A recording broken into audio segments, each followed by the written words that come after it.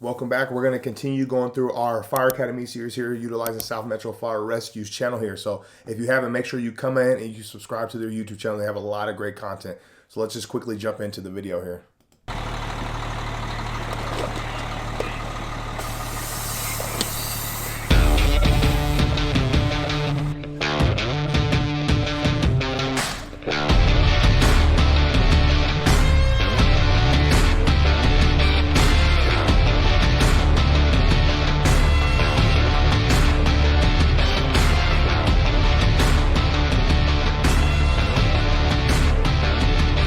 Hey everybody, P.I. O'Connor here. We are halfway through Fire Academy. It is week number 8 out of 16. Earlier this week, the recruits did some more training and testing for their EMS portion of the academy. They also did some live fire scenarios on the drill ground in the burn can, and they had some site visits on Friday to an apartment complex and a house being built right in the area. They got to see how structures are being constructed these days and how that will determine the way that they respond on scenes. Hey, real quick before we go on, so she was talking about them going off-site to kind of look at like some structure stuff, learn a little bit about building construction, and just kind of pre-plan. What I mean by pre-plan is when we go out in our first due areas, we go and kind of pre-plan based on the buildings and structures we have around us. So we know if we get kicked out to a fire in any of those structures, we're aware of kind of how they're built and kind of what's going on and where things are at. The reason why I'm telling you this is whenever you do go out to your building construction stuff and you start learning about it and you can see it, being built from the ground up, from it being sticks, meaning wood, you can start seeing, like how rafters goes up and like, what your studs being on 16 on center look like. Just see how things look and how windows are framed and how doors are, framed in. And you look at all those different things, really kind of lock that in your memory, because it truly can help you whenever you do, get in the field, even if you're on probation or a senior member on the job or whatever the case is. Whenever you get in the field and you actually respond to a fire call, that stuff's really going to help you know how to combat and suppress these fires and knock them down as efficiently as possible.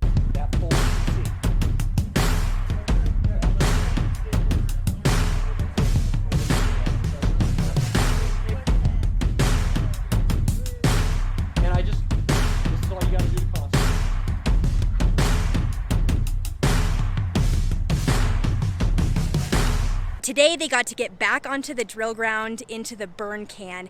They did live fire, went through a bunch of different scenarios, and they were able to put together really a culmination of all of the different skills they've learned so far.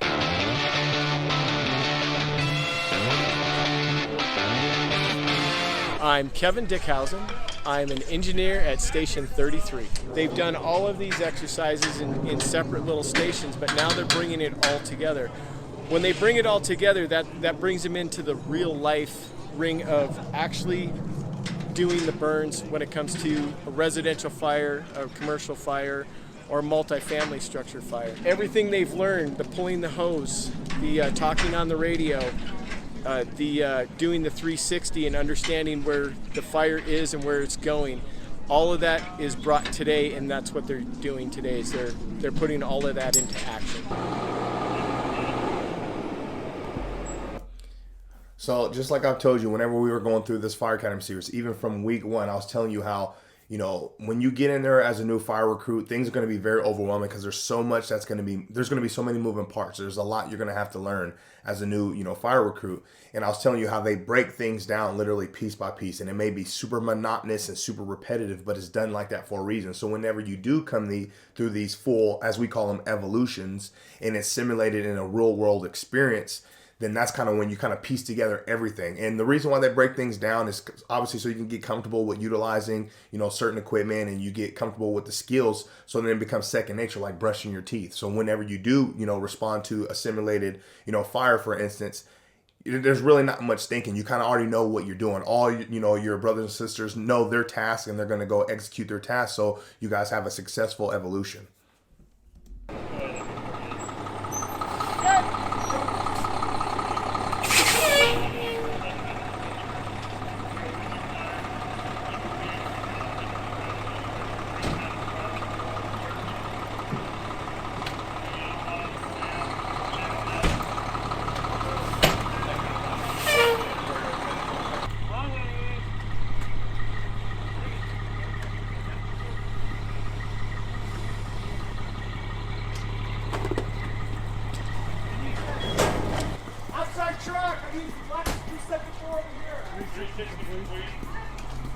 Inside check, let's start working on forcing the door. Sir.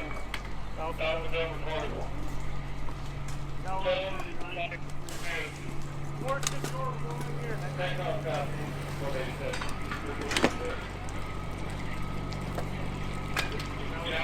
here. Outside truck, this window right here.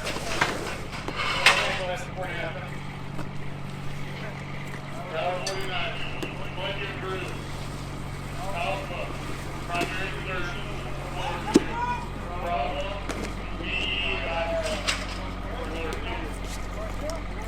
Corner!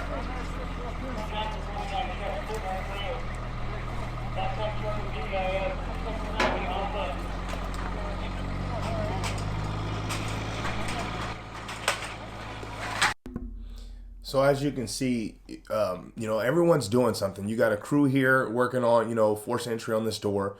You got a crew right here that's coming from this first engine, and they're pulling their hose line, kind of gearing up, putting their mask on, getting ready to, get their hose line ready so they can go in and, perform a search and attack some fire. Then you got, your ladder crew over here, preparing to, get on the roof so they can vertically ventilate the occupancy, so you can kind of knock out some of that superheated gas and get that heat out of there, kind of cool it down for you. The firefighters going inside, and then on the other side of the structure, on each point of the structures, if there's access, you're going to have a different sector or a different set of crews, operating, doing certain other things. And when they talk about radio communication, like I know we talked about in the past videos, is like radio communication is absolutely massive. Everyone needs to know what everybody's doing, and obviously you're going to have your battalion chief on scene, and your other supervisors that's going to be running the show, making sure that everyone's kind of placed where they need to be placed and everyone's accounted for. It's all about accountability. But as you can see, everybody's doing something. As firefighters, our job, we're very task oriented, okay? And to put it in simple terms, we do a very strenuous and high physically demand job. But like if you think about it, each member has a specific task. So this person has the nozzle. We're going to have somebody, kind of button him up and supporting him and feeding him hose when he needs it. And then you're going to have, your other members forcing entry and other members. So it's like we're specific to completing our tasks to the best of our abilities. We're focused on our one job and executing it for the whole success of the whole operation, the whole evolution. So just know that going into the fire academy, that's how you're going to start developing your mind. It's like we're task oriented. We need to go crush and execute my role so the team can be successful.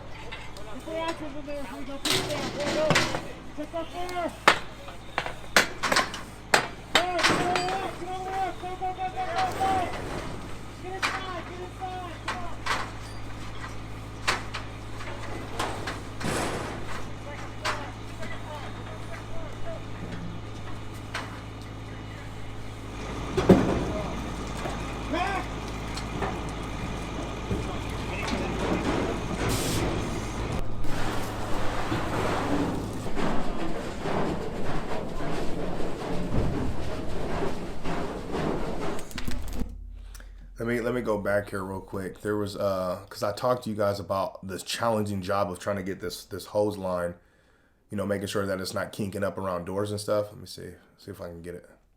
Play it real quick.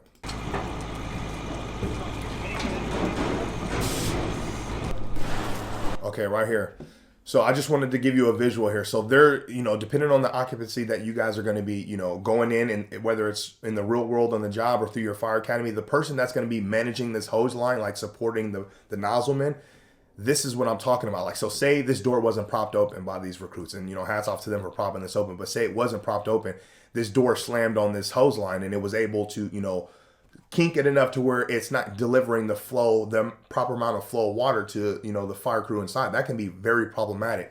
So even if the door was open, even it coming around that like that, the person managing the hose line, in support of the nozzleman, it is absolutely vital that this hose is not kinked, bent, or anything. We need the proper amount and the proper volume of water coming through this hose at all times, especially when fire crews are in there working. So I just want you to really take that to heart. And if you're that person, take pride in it, because it is truly vital to the life of those firefighters in there and the success of the operation. All right.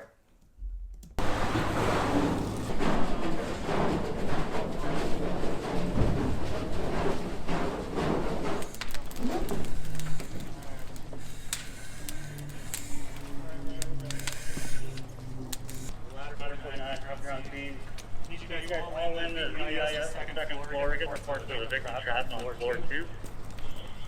Yeah, you're gonna grab a Hal and I'll grab a. Yep. Copy that. Let's go. Second floor, sir. 48 engine will have officer accountability.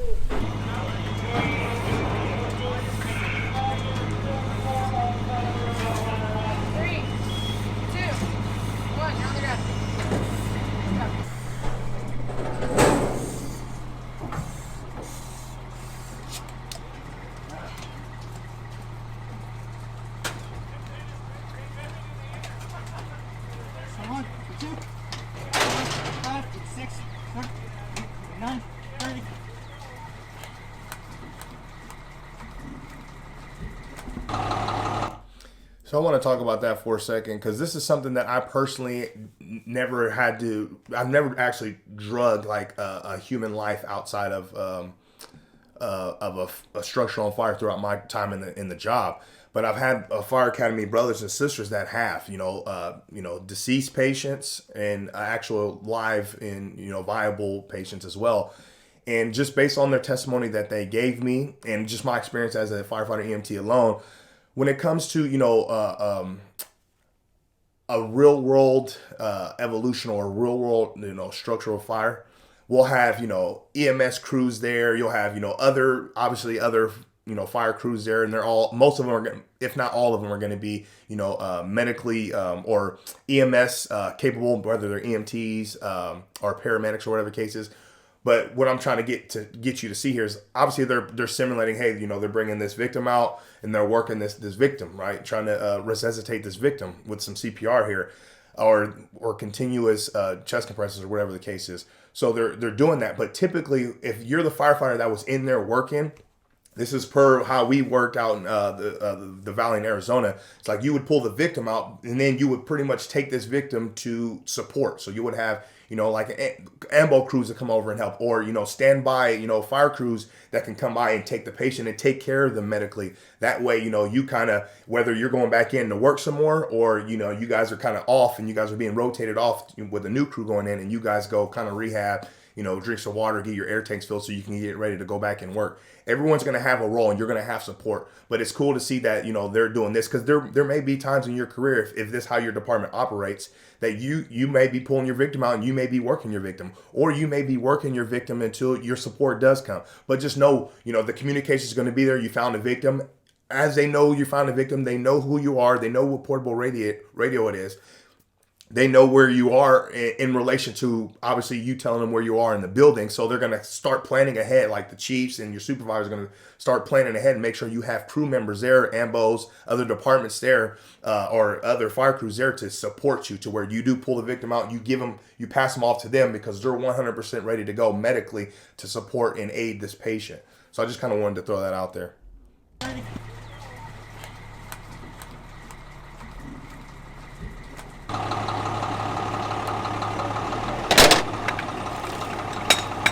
Everything that we use has to be cleaned and put back. Some of the hose has to be dried and we have to get new hose. But if it's dry enough, we put it right back on the truck and we get ready for the next call. Taking down the ladders is just as dangerous as putting them up. They have to come down without getting people hurt. Also, like you see the people up here, they're reloading the pre-connects. Our pre-connects they're not complicated after you understand the way they're loaded.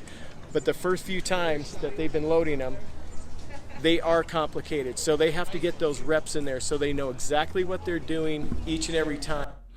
Hey, so just another nugget, okay? Whenever everyone's going to be loading hose, okay? Some people are going to load hose more than others. It's just kind of like a natural thing. And sometimes it just happens based on evolutions.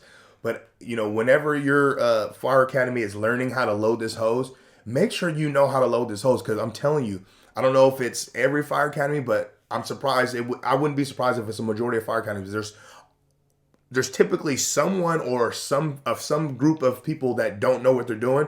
So when they go in there and load it, they pretty much screw, their fellow brothers and sisters getting ready to, perform the next evolution. So if it's not properly loaded and it gets stuck and, you guys can't, get the hose off of the truck, that's super dangerous. Obviously in the fire academy, you're in a controlled environment. You're in a sense safe.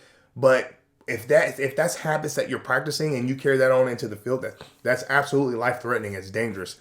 So make sure that based on your own fire department's protocols in regards of loading that hose and how you guys, pull them off the truck and put them back on the truck. Make sure that you know exactly what you're doing. Okay, you don't want to be that fire recruit that doesn't know what they're doing and screwing over the rest of your, your fire academy brothers and sisters, because it's not going to be a good look. And I wouldn't be surprised if you got a good talking to by your RTOs. Okay, so make sure you take pride and really know what you're doing here.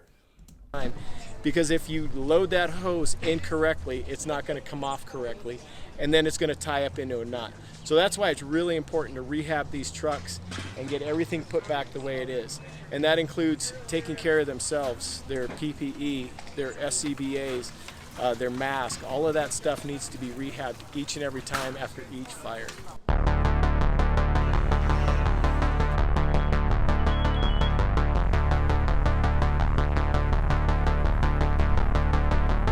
Today we're out doing building construction with the recruits. This morning for about 4 hours we did a PowerPoint on as much information as we could give them on building construction and how it relates to firefighting. We dive into it a little bit on the aspects of construction and what buildings are made out of, so when they fight fires in them, they know how to take them apart to find hidden fire. Now we're out here today looking at a house that's just got the skeleton up right now. They've got the outside on, but so they can see the components of how the house is actually held together. Then they're going to go over to an apartment building and look at the same stuff. We've been showing them all the different components, like load-bearing walls versus partition walls versus non-load-bearing walls, all the columns, beams, everything that supports weight of the building, letting them know we can remove the drywall around those components, but we're not removing those components because then we're going to weaken the building even further. We're also showing them the electrical, where that's running, all the plumbing and any kind of interior wall appliances, and then we're also showing them all the different void spaces where fire can get into. Construction nowadays is a little different than 50 years ago, where they're using a lot of prefab wood, glue lam, OSB, as opposed to back 50 years ago they'd use real 2x4s, 2x6s, and actual wood decking. So now the fires in houses they're going to burn a lot faster because of what houses are made out of. So as you can see, there's a lot that to be learned as a fire recruit in the fire academy. And there's so much. I mean, this job, outside of the physical demand, it requires a massive mental capacity. Like, you got to be able to use your noggin. Okay, there's a lot of things that can come to get you. And that's not even speaking of all the different sectors within the fire service. When we're talking about like hazmat stuff, technical rescue stuff, wildland stuff, whatever your department offers, like, there's so much knowledge that need to be learned. And you can't know everything. So you want to make sure that you leech on to, those members in your department that are savvy in these different areas within the, our firefighter skills capabilities. Like building construction, for instance, like we had a chief at the time that was like, this is what he did. He, was a construction guy, so he knew the ins and outs of everything. Like, if you really want to learn something, that's the person that you would go to learn more. And just understand that, like, you're going to be continually learning throughout your career. I went in from 2015, resigned out. I was in 2018, 2019. So my career was fairly short, but I learned a lot within my career. And one big thing that I took away, just like, you're never going to stop learning, okay? And even if you know something, if you don't continue to practice or train or study within that area, it's slowly going to, creep out of your brain. So you got to make sure you're staying on this stuff, okay? This was a great video. I love how South Metro Fire Rescue has, all this resources available for you guys out there to view it. And it kind of brings me back to my fire academy. One thing I wanted to say on this, I can tell you right now, Hazmat week was pretty rough for us because there was a lot of sitting, a lot of waiting. This was one of my rougher days as well because I just never been big into like construction and stuff. And until I got to the career, like on the job, like I didn't realize like everything that, you know, our chief was talking about when he was taking us through these buildings. I didn't realize like how much it would truly translate over into, you know, me performing the actual skills in, you know, search, rescue, fire, attack, and, you know, trying to knock down and suppress fire. Like me seeing these things and seeing what he was saying, it made sense, and it made my job and my task on the fire ground easier. So, you know, take pride in everything that you're given, absorb as much as you can, and continue to work hard, stay consistent. I'll catch you in the next one. Good luck, future firefighter.